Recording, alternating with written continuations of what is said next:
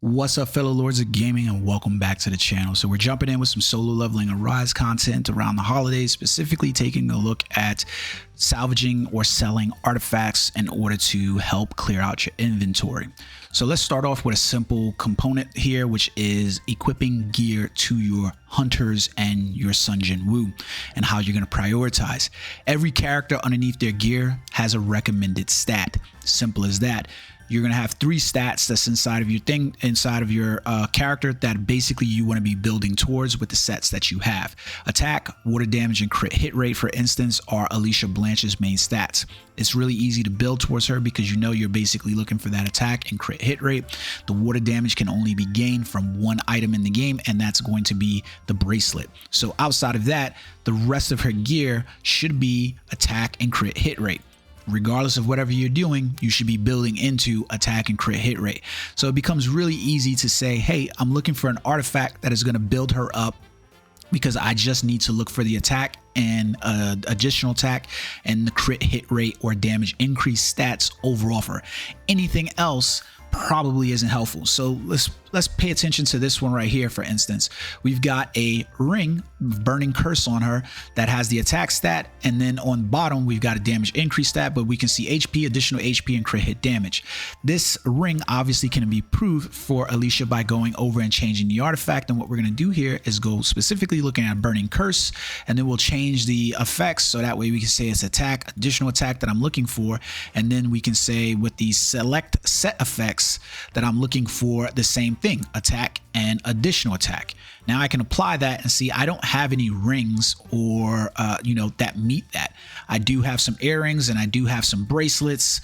This one has water damage on it, so you can see that one, attack and additional attack in here. So I could potentially roll for this one and get a better stat on those, because right now I'm only getting the attack percentage of this. So with any luck, you could say that you could re-roll for the water damage inside of here and get the water damage additional attack inside here. So specifically, I can go, hey, I'm going to go 20 of these, see if I get the additional attack or the attack stats. If I get anything inside the MP or the damage reduction, this is pretty much a wash. So you go automatically right there. It's a damage reduction stat.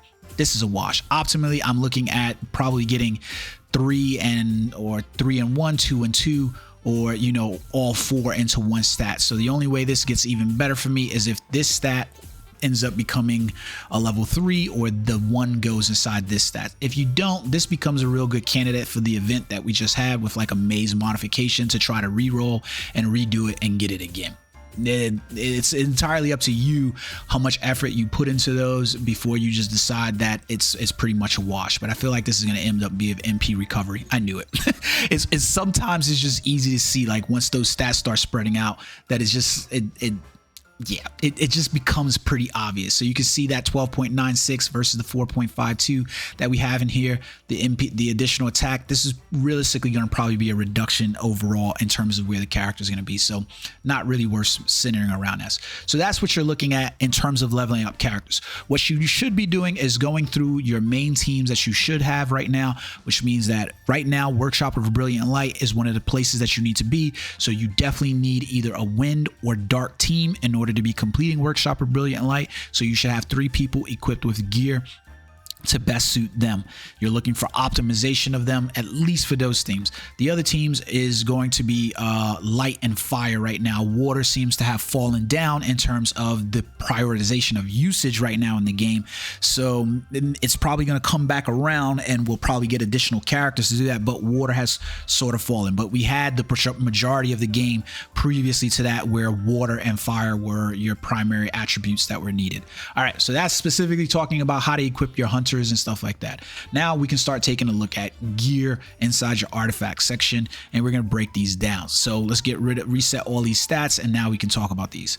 Number 1, sets. Sets are one of those things that is probably near and dear to you or whatever. I can tell you right now, best in slot for pretty much most of your gear is going to be Burning Curse, Burning Greed, or Burning Blessing. That's just the absolute bottom line truth.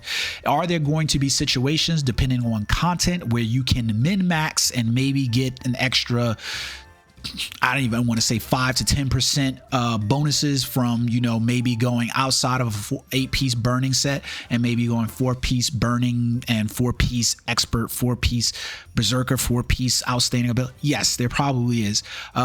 But I think the majority of players are really going to be bearing down on just looking at a set and saying, you know, I'm just going to equip 8-piece burning, and then, you know, that is what it is. And I'm going to run that inside all the content, and I'm not going to try to min max, you know, the numbers that I'm getting for this or that. Like,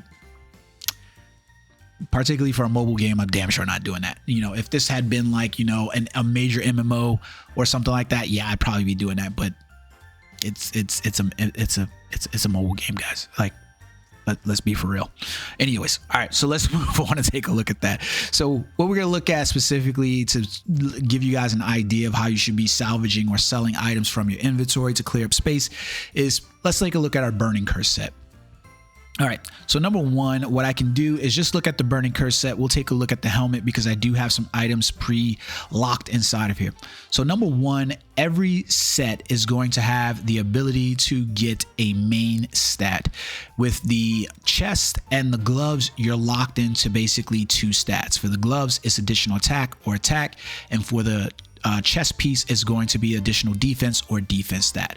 Your boots and your helmet will have the ability to get the bevy of stats. So all the stats that are available to you inside the substats, well, not all of them, the majority of them are also going to be available to you as the main stat. So what I'm looking for is a complement. I want to basically see if my substats complement my main stat, or at the very least that I can double up on stats. And the reason why I want to double up on stats specifically is because that gives me a better opportunity at rolling to get to plus 20 and getting those additional bonuses to that set.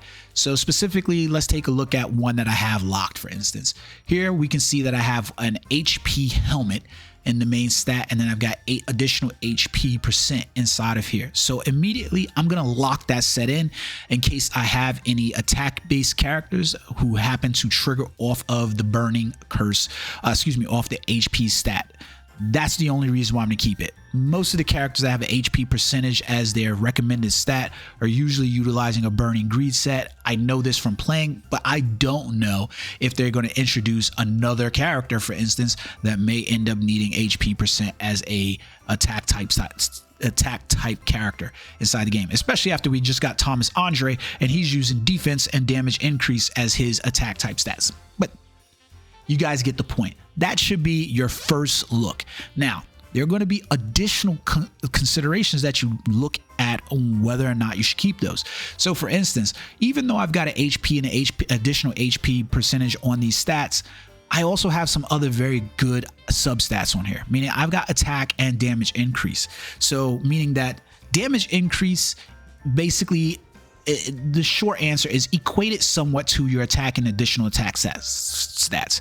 Getting the 2 of those together basically becomes really good. Like, if for instance, if I wanted to have a character that just had like a freaking optimal set, if they triggered off attack, I'd be looking and saying, hey, can I get attack? Can I get additional attack? Can I get damage increase? And then can I get crit hit, crit damage, or something like that inside of the set? And that'd be like, bar none, like a really good attack type set for my character. I wouldn't be able to optimize it any more than that with the other stats that are available. If you're not sure of what the other stats are, it's really easy to take a look at those inside the main effect. These are the ones that can appear inside of your character.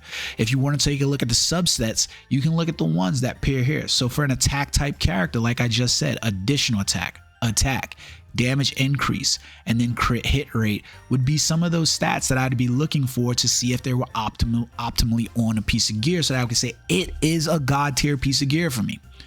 Unfortunately, I don't have any pieces like that. I may have some, but not any that I've got locked in for this video right now. So here, for instance, we can see that on this set, I've got a defense, I've got additional defense, but I also have crit hit rate and additional attack. The only thing that would make this conceivably better is if it had an attack percentage inside that set, and then it'd be like, okay, well, I can do a defense and a defense build. Now here for like a Thomas Andre, I would look for a set that had, you know, like I said, the defense, the damage increase, and the additional attack and the attack inside his stats, and that would be presumably the most optimal set to equip to a character like Thomas Andre. So those are essentially. Now, if you get to a set that looks something like this, for instance, right, where I've got stats that are divvied out all over the place. Defense, even though I've got the defense, additional defense, I've got the MP, I got the HP. The odds that I'm probably going to roll into this is going to probably be low. There's no support for this necessarily either. You could choose to keep this, but I have the feeling that you're not going to get these additional defense and defense stats to roll for you. I could be wrong, but I have a feeling that you're not going to get them. So you could lock that in or not. It becomes one of those triggers. Here goes the other things to consider. Purple sets that you have in the game. Get rid of them. At this point, the way that where you should be built to this game, you should be working on legendary stats. So if you have anything heroic or below, it's easy to just get rid of them. Like, there's no real reason to hold on to them anymore. Rotate them out with something better inside the sets and move on from there, because there's really just not a reason to hold on to them at all, to be perfectly honest.